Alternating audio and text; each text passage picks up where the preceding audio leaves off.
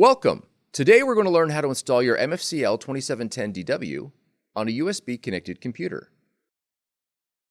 This video will cover multiple models and operating systems. Even though your machine may not match the model on the screen, the overall process will be the same.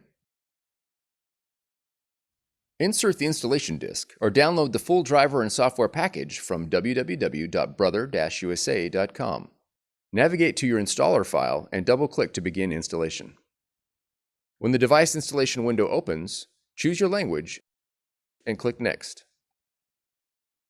Accept the license agreement and then click Next. Select Local Connection and then click Next. When prompted, connect your machine to your computer with a USB cable. Cable lengths of over 6 feet are not recommended. Verify that your machine is powered on. Then click Next. Select Standard Installation and click Next. The iPrint&Scan application will automatically install. If you do not wish to install at this time, click Install Later. If your model supports scanning, you'll be prompted to install PaperPort. Click Install. Once PaperPort is installed, click Next.